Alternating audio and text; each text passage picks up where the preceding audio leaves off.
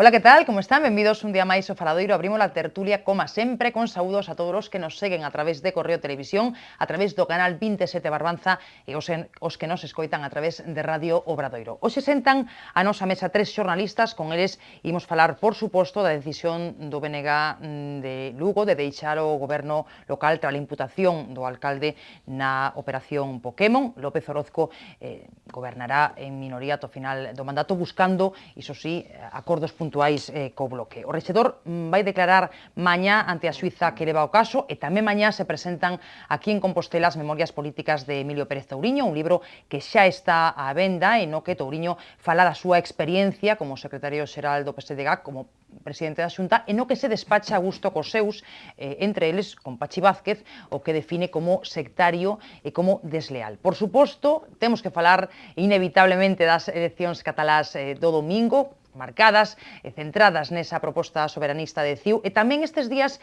nesa polémica ao redor das supostas contas en Suiza que, segundo un borrador de informe policial, teñen Artur Mas e a familia Pujol. Hoxe sentan a nosa mesa Xosé Antonio Perozo, xornalista e escritor. Que tal, Perozo? Benvido.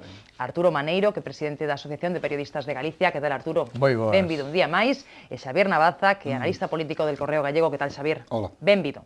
Bueno, pois empezamos, como dicía eu, ca operación Pokémon, un día máis que se cobra outro goberno bipartito. Primeiro foi o de Ourense, agora é o de Lugo. Orozco terá que afrontar en minoría o resto do mandato, á espera de prestar declaración mañá ante a xuíza, que o imputa por suborno e tráfico de influencias. Dicía estes días algunha cousa que deu para algún titular, non? Como, por exemplo, que un bo alcalde ten unha ou dúas imputacións ao ano e que no seu dicionario non entra a palabra dimitir. Deste asunto falaba tamén hoxe Alberto Núñez Feijóo e dicía que agora o BNG ten que decidir se vai seguir gobernando dende fora mentres non se aclare a situación procesal de López Orozco, e dicía que estarán moi atentos ao que pase ali porque son eles, son o PP, o que ten máis concelleiros e o que gañou esas eleccións. Bueno, eu pidovos impresións sobre este asunto, na parte xudicial, na parte política, na que queirades, comezando por onde queirades. A ver, por exemplo, Perozo, non sei se de acordo ou non con iso de que López Orozco decidira non dimitir, non? A diferencia, por exemplo, do que pasou en Ourense. Eu estou totalmente ou en Boqueixón. Estou totalmente de acordo con Orozco, do mesmo xeito que estaba de acordo, e o dixen no seu momento, que Paco Rodríguez non tiña que dimitir, e como dixen durante moitísimo tempo, fora o político que fora, da cor que fora, que eu creo que un político ten que dimitir no momento en que ten unha condena. É dicir, porque unha imputación pode acabar en condena ou pode acabar en inocencia. E entón, xa temos exemplos sobrados na historia da política deste país, na que políticos que foron imputados ou que foron acusados, ao final eran absolutamente inocentes. Por exemplo, o caso do político este do Partido Popular de Madrid, que tamén acaba de dimitir por o caso Madrid Arena, eu creo que tampouco tiña que dimitir hasta o momento que se demostre, se é que se demostra, que tiña implicacións con a empresa en cuestión. Eu creo que ese posicionamento diante da decisión dun xuiz, porque en definitiva dun xuiz ou dunha xuiza é unha persona, un ser humano, que ademais ni siquiera ninguén o elixiu para estar aí, sino que estar aí pola súa carreira e punto. E no caso da xuiza de Lugo, ten un agravante, é unha señora que pode ter algunhas connotacións políticas, digamos por tal, porque o seu marido é un personaxe importante dentro do Partido Popular de Ourense, de Lugo. Por lo tanto, eu o primeiro que faría sería recusar a esa xuiza. E a partir de aí, desa recusación da Suiza, seguiría falando. Pero nese caso concreto del tema de Orozco. E eu, dende logo, son partidario de que ningún político dimita, mentras non se demostre que realmente é culpable. Entonces, se o político é culpable, se o político é procesado, porque unha cosa é imputado e outra cosa é procesado. Se o político é procesado, pois moi bien, está procesado, se é culpable, dimita. Ahora, se non, pode ser inocente. Por que temos que presumir que xa non é inocente? A ver, que me lo expliquen. Concordan Xavier e Arturo? Bueno, eu polo menos estou totalmente de acordo co plantexamento, é dicir que entendo que unha persoa é inocente mentras non se demostre o contrario. Por lo tanto, se é inocente non ten por que dimitir. Pero estou cansado de manter este criterio en moitas tertulias radiofónicas e televisivas e moitos colegas nosos non son en absoluto de acordo. Dicen, diante dunha imputación hai que dimitir. Pero é que iso vai contra o principio de inocencia. É dicir, mentre non se demostra o contrario, un é inocente, non ten razón que dimitir. O malo é cando se empeza a falar destos temas cando si é fulanito ou é menganito. Ese é o malo, non? Entón, claro, si nos mantivésemos o principio xeral sempre, dicir, un non ten que dimitir mentre non se demostre que é culpable, pois entón non habría ningún problema especial, pero o que pasa é que inmediatamente, pero e se é culpable, se non sei que...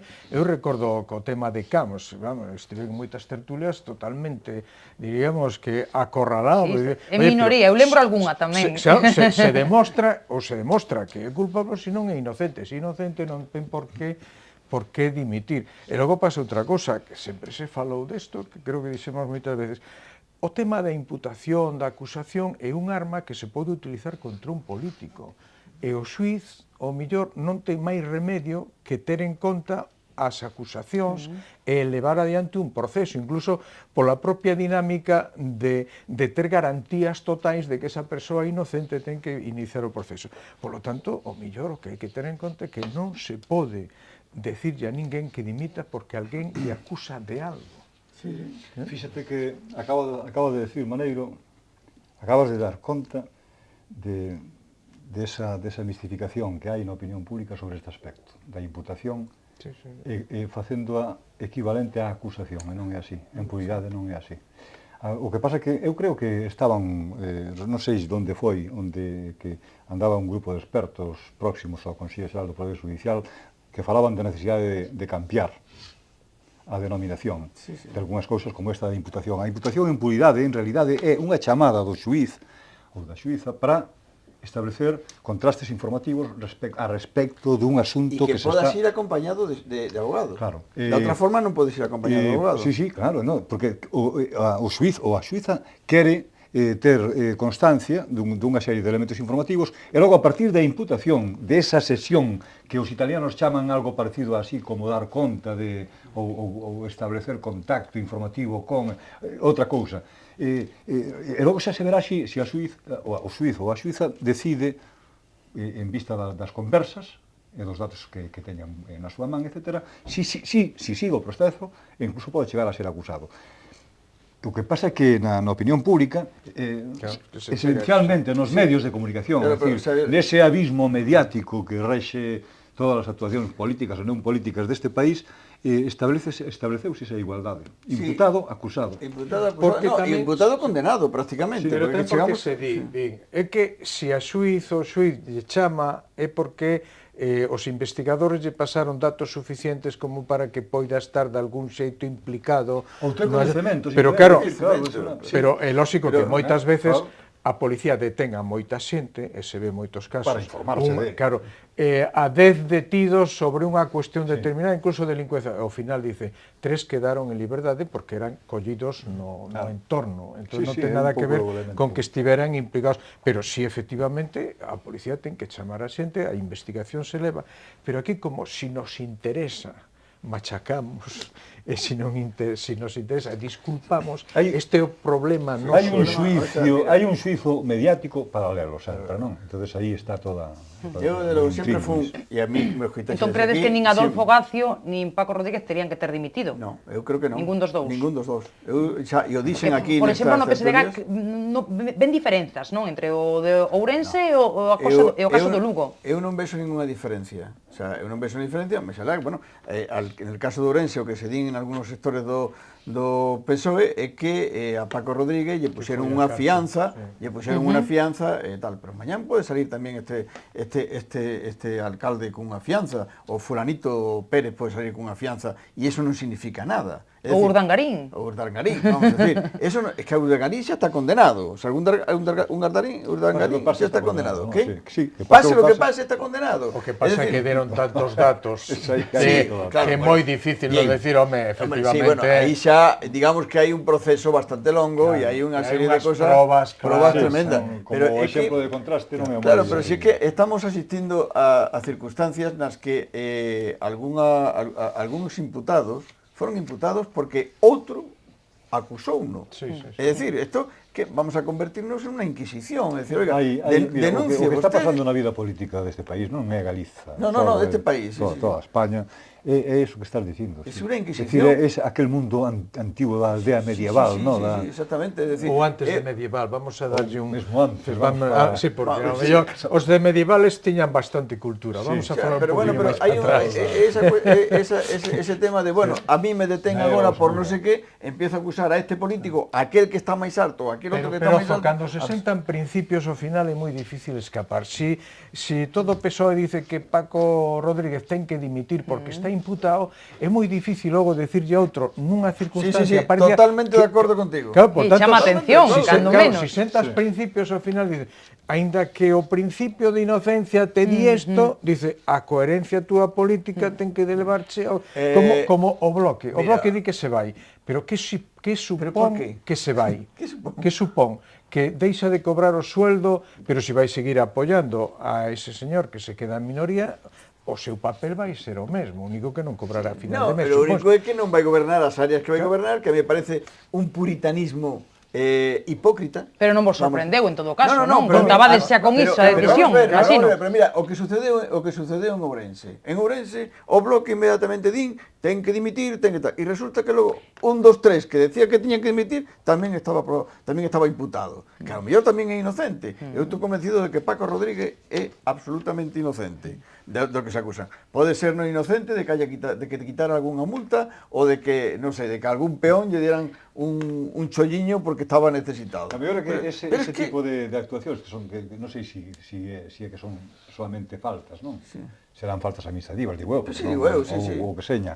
Claro, dan lugar, crean unha morea, crean un ambiente, non? Entón dan lugar a imputacións, dan lugar a chamadas, claro. Pero mira, nese mundillo, no, revolto. A mí me chamou moito a atención se un alcalde está imputado, que o collas e o metas en prisión, porque o alcalde é unha representación pública e non vai escapar. Cuidado. E que o teña 48 horas metido prácticamente nun calabozo. Gacio, ir esposar a declarar, pero claro, pero é que dicir, oye, que é un señor que foi elexido, que ten moitos anos detrás de aceptación do seu povo, e non é un tipo que se vai a escapar, non é un asesino que se sea violento, senón un señor que te o levas ali e non vai haber ningún problema. Entón, claro, ten que haber unha imaxe pública, logo o seguinte xa non foron esposados porque chamou a atención. Oye, alguén ten que pensar estas cousas. Ten que pensar, mira, a min, eu decía outro día nun desos Twitter, esa cosa que facemos así ás veces, decía, cuidado, que entre os banqueiros por un lado e algúns xueces por outro, a ida política está sendo absolutamente desplazada. É dicir, a voluntade popular que se manifesta votando a un determinado cidadano ou ciudadana para representarte nun concello, nun parlamento, está sendo desplazada políticamente totalmente por los economistas ou os especuladores, por unha banda, e as justicias ou alguna xente, non a justicia, sino quen exercen a justicia por outra. É dicir, é moi fácil eliminar un alcalde imputándolo, aínda que logo non seja para nada. É moi fácil cargarse un goberno facendo especulación, con aqueles que poden facer especulación. Señores, despertemos dunha vez, porque entre os especuladores e determinadas formas de entender a xusticia, estamos acabando con a realidade política deste país, ou incluso, non sei se de Europa. Pues imos deixar a ese socialista, a Orozco, para falar doutro socialista, de Emilio Pérez Touriño, que mañá presenta as súas memorias políticas aquí en Santiago. Non sei se algún de vos mercou ese libro. Non, bueno, eu recoñezo que non. Bueno, eu tampouco, pero ainda estamos a tempo, En todo caso, son case 500 páxinas nas que, bueno, pues conta un pouco os seus anos á fronte do PSDG, tamén á fronte da Xunta, e nos que, bueno, xa sabedes, non aforra críticas a compañeiros de partido. Hoxe dicía nas páxinas del Correo Gallego Carlos Luis Rodríguez que se dá que unha satisfacción plenamente merecida. Eu non sei se concordades con esa afirmación. Satisfacción de desfogaros. Efectivamente. Eu creo, e que despois do como se lle tratou, pois que tamén... Vamos a, eu creo que moitas das críticas... Bueno, pois logo me contas ti como se lle tratou. Moitas das críticas que fai van na súa contra. porque cando di que pois se equivocou facendo isto, se equivocou facendo isto outro, nomeando aquel outro, que decir que non tiña capacidade suficiente para discernir as persoas coas que estaba gobernando. Por lo tanto, a mí me parece que moitas, polo menos o que saiu na prensa e as súas declaracións en entrevistas, tamén as súas declaracións, dá impresión de que aí hai un resquemor bastante considerable contra o que lle pasou. Pero eu tamén creo que Touriño se ganou a pulso a súa situación. Non sei o que dirá, pero me dá a impresión que ganou a pulso. Vamos a ver, eu non merquei o libro e ademais non penso mercarlo. Non por nada, sino porque eu habitualmente non leo ese tipo de libros porque hai cosas moito máis interesantes que ler e o desfogue dun determinado político... Non porque custe 28 euros. Barato non é, barato non é. Eu digo por iso, Eu merco libros moito máis caros. E se me interesan, e me interesa leerlos, non? Eu non me interesa ese tipo, pero non de Touriño, sino de ninguén. O sea, ese tipo de libros normalmente eu non os leo, os libros, digamos, de memorias políticas, de axustes de contas, de decir agora vai quedar isto para a historia e tal. Vamos a ver. Eu creo que unha justificación. Eu coido que Emilio Pérez Touriño, polo que lín tamén, polo que lín na prensa, as declaracións que fixo, en algunha pequeniño trozo de conversa que lle vin en algún medio de comunicación, eu creo que Emilio Pérez Touriño foi magníficamente ben tratado. É dicir, que se senta maltratado porque perdeu as eleccións, que non as perdeu que a perdeu o Bloque, ou porque perdeu o goberno, eu creo que é absolutamente injusto. Porque se alguén fixo política realmente dentro do goberno de Touriño, foi precisamente Pachi Vázquez. Foi o máis político dos membros daquel goberno. Porque eu non vin a ningún presidente de goberno, incluído el que temos agora, que tamén está bastante subido nas alturas, non vin a ningún presidente de goberno de Galicia que se enclaustrara tanto como Touriño. O sea, Emilio pasou de ser unha persona máis ou menos asequible no momento que pisou Montepío a convertirse en un intocable. Foron os asesores, non? Por aconsellaron mal. O por lo que tú quieras. É dicir, hai unha historia de Emilio Pérez Touriño. Lo que tú quieras, non? Pero al marxen de eso, eu creo que fixo unha labor interesante en algunos aspectos, con erros e con virtudes, como é normal, pero que 4 anos despois veña a contarnos nun libro que necesitou 4 anos para contar todo eso, veña a contarnos o que xa pasou hai 4 anos, pues me parece a destiempo, e non sei se pretendía facerlo antes de que foran as próximas eleccións, suponiendo que nos adiantaran. Porque se o libro iba a sair nesta época, se non se adiantaran as eleccións, sería un libro contra o Partido Socialista feito diante das próximas eleccións que lle corresponderían ser en febreiro ou marzo. Cuidado, que estou facendo de mal pensado, pero, vamos... Podía ser que este ahora, ao mellor, postulándose para volver a salvar o partido... Salvar o partido? Si él non salvou nunca o partido. Bueno, pero supongo que unha época él foi un que aglutinou unha cousa moi dispersa antes de... Sí, bueno, creo que Touriño estivo moitos anos intentando... Pero tamén coincidiu unha fase tamén do Partido Socialista no que, dende Madrid, o Partido Socialista tivo unha reorganización na época de Pepe Blanco como secretario de organización, en la que todo eso coincidiu. As cosas non son ailladas, non? E en este caso, a min, falando do libro... rematas xa, falando do tema do libro, eu creo que é un libro, pois, un desfogue, pode ser máis ou menos oportuno, sin lelo, eu non me atrevería a desacreditar. Non, pero se é que eu non desacredito ni o que eu creo que non será ese libro, espero lelo, é realmente un autorretrato del mesmo, non? Cando empeza a falar así. É dicir, eu creo que non, porque entonces atoparíamos un monstruito, non? É dicir, o propio Emilio Pérez Touriño sorprendeu aos seus máis íntimos colaboradores co seu carácter, é dicir, coa forma de ser que ninguén sospeitaba. Terrible. Os bufidos que botaba na residencia de Montepío facían fuxir a moitos dos seus colaboradores. Era terrible. Pero iso pasará con moitos, non? Digo... Pois pasaba con dese nivel. Pasaba con Fernando González Laxe, pero de outra maneira. Laxe deprimíase moitísimo cando Antolín Sánchez Presedo conspiraba contra él. Entonces pechábase en Raxoi, na ala dereita do Pazo de Raxoi, eu conozo aquela historia bastante ben, pechábase e poñía a Thelonious Monk, que era un dos autores que lle gustaba bastante, a todo volumen. Entonces estaba o presidente ali pechado, e non se lle podía molestar. Entón deixalo quieto. Era con unhas depres impresionantes. E a Touriño ninguén se atrevía entón a petarlle na porta. E a Touriño con unhas depres terribles, pero tamén porque tiña ao seu arredor vía conspiradores por todas partes. e non era certo que hubiera tantos conspiradores.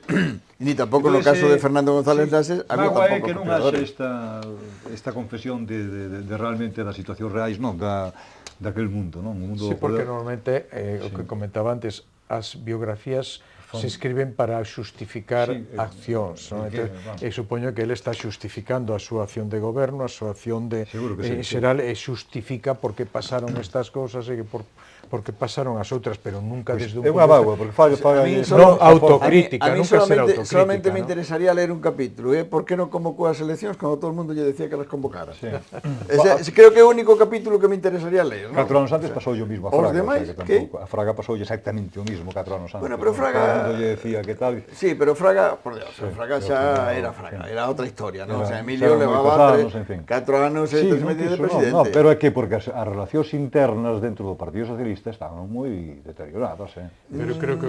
Sí, hombre, por favor, non me fastidies. O que comentabas ti de desde a perda do poder en... Dilla verdade, Navaza. Claro. Estar illado ali en Bontepío realmente o distanciou moito da xente. Sí, describiu unha faciana aquí que veñan aquí a visitarme, unha cousa rara, eu lle chamaba un pouco un síndrome de Hirohito, de estar no seu territorio, bueno, son máis ou menos divino, pero non é esa a función dun presidente que ten que estar moi en contacto. Mira, esa situación donde mellor quedou reflectida foi na campaña, no plantexamento de campaña electoral. Efectivamente. O sea, esa situación quedou reflectida. Eu cando vin a campaña electoral e vin aquela cartelería e vin... Pero non a diseñou a campaña, non? No, pero non sei... Hubo que na fixo, que na diseñou, que na pensou. As campañas non as diseña o líder, pero o líder dalle visto bo. E ademais de darlle visto bo ao líder das campañas, en moitos casos sempre hai un briefing en el cual o líder participa. Eu non sei se participou ou non participou Emilio nese briefing desa campaña, pero a campaña era reflectía perfectamente a situación que se diera en Montepío en aquel tempo. É dicir, é o presidente e debaixo e ao lado e ao redor non hai nada. E o que hai, si soa un pouco de máis, é que é traidor. E iso non é así. Porque non foi así. Emilio tivo con él a todo o partido durante todo o tempo que gobernou. Bueno, pois hai, mira, de entrada hai xente que sale seica, bastante citada no libro, como por Carlos González Príncipe, o exalcalde de Vigo, e algún outro, pero Carlos González Príncipe concretamente dixo que vamos, as cousas das que di son absolutamente mentira e vai haber moitos dos nominados nas súas páxinas que lle van desmentir tamén e tal. É dicir, que a xente está abrallada. Isto é certo, non? Sí. E logo hai unha cousa, eu non sei exactamente se te digo, porque a mí o único capítulo que me interesaría sería ler ese, a mellor o leo se alguén me presta o libro, porque non vou trata o tema a fondo. No, claro, o sea, decir, que me gustaría, o único que me gustaría saber, o resto, o intuyo, imagino, pero me gustaría saber por qué decidiu que non convocaba as eleccións cando todo o mundo estaba dicéndolle Emilio convoca, que despois de diciembre perdemos as eleccións. Perdémola, que al final, digamos que o PSOE salvou os muebles porque conseguiu os mismos diputados e tal, e el que caeu foi do BNG. Pero él tampouco teria por que ter ese encono e ese malestar que reflicte contra o partido, porque logo él marchou do Parlamento, aí está bien colocado perfectamente, donde ten que estar, caló todos estes 3 anos e pico, casi 4 anos, ninguén lle molestou, ninguén lle pediu contas, ninguén lle pasou ningún recibo. Por lo tanto, a que ven ese sentirse maltratado? Por eso digo que igual se está postulando para volver a arreglar o partido. Pois o camiño é... Outra vez. O camiño será en outro partido. Todos son malos, aquí estou eu a disposición de poder resolver o problema. Me chama a atención que inmediatamente despois de deixar de ser presidente andaba pola rúa como calquera outra persoa, sin máis. É que é así. Sin máis, bueno, a veces daba un pouco de reparo. Este foi o presidente da Xunta hai 4 días e ora me topo aquí solo pola calle. máis solo que antes de ser presidente. Sí, por eso. Porque antes de ser presidente non estaba tan solo. Claro, pero verlo por aí, pois, foi un presidente de Galicia. Eu guardo de Emilio, guardo un recordo, unha memoria así agradable, de moi boa persona, de hai un montón de anos, non? Da época dos peixes, non? Do PC, aquí, con Santiago Álvarez de compañía. Que vas aquí ao século pasado. Na transición. Cando empezou a medrar e a escalar posicións no goberno central, non?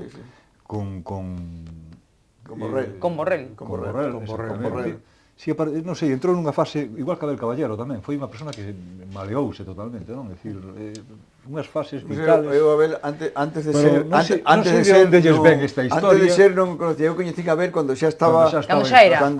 Cando xa era, non? Cando xa era así. Que fixémonos amigos a partir de aí. Bueno, E fixémonos amigos a través dunha bronca que me botou sendo ministro. Ademais de falar de compañeros de partido, fala tamén de como funcionou o bipartito, non?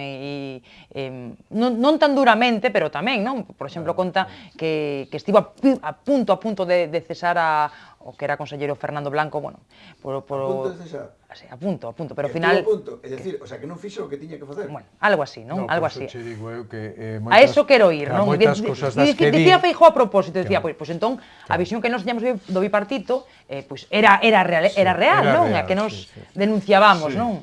Mira, eu tiven dentro dos círculos do partido nese momento, tiven unha reprimenda vamos chamarlle, o sea, de chamar a atención, el compañero que te di non sei que, outro que te di non sei canto, e tal, además, eu estaba nese momento estaba no Concello, escribín no xornal de Galicia, en Galicia Hoxe, escribí un artigo no cual decía que non podíamos ter un presidente que fora presidente de Galicia e un vicepresidente que fora vicepresidente de Galiza, que solo había un país, e non tal. E que eso iba a ser un descalabro absoluto. E, bueno, eu non son profeta, pero era evidente de que non tiñamos un presidente, tiñamos un copresidente. Entón, eso tamén o dixo algo parecido aquí Arturo nesta mesa en algunha ocasión, bueno, moitas veces deso, non? Pero eu dicen eso, e aquelo dixo, no, pero como dices estas cousas, como dices isto, como din outro? Pois lo digo porque eu que está vendo a xente da rúa, eu que estou vendo eu. Era demasiado evidente que eso se quiso negar en todo momento. Eran dous gobernos, era evidente, hasta tal punto que eu recordo, me chamou moita atención, gran noticia. Se reúnen en Montepío el presidente e el vicepresidente. Dice, como que gran? Isto é habitual. Isto non pode ser unha noticia, que se reúna o presidente e o vicepresidente. Debe ser habitual. Bueno, pois isto foi noticia nos medios de comunicación, o cual demostraba claramente que eran dous sectores totalmente distintos. Ademais, fixeron, recordade, aquel pleito que hubo, el litixio, prácticamente distribuíndose os espacios dentro da Xunta de Galicia. Mira, sí. Pero eu... Moi breve, que temos que ir a publicidade. Sí, aí, moi breve. Eu creo que aí foi moito máis culpable o BNG que Emilio co PSOE. O sea, o BNG quiso decir, isto é territorio conquistado, e desde o territorio conquistado nos vamos quedar aquí para sempre. E claro, pasou o que pasou. Pasou o que pasou. Bueno, temos que facer unha pausa. Igrexa Corral. Facemos unha pausa para a publicidade e a volta falamos do tema do que quere falar Xavier Navaza, que é das eleccións catalás, así que nada, a volta da pausa aquí no Faladoiro.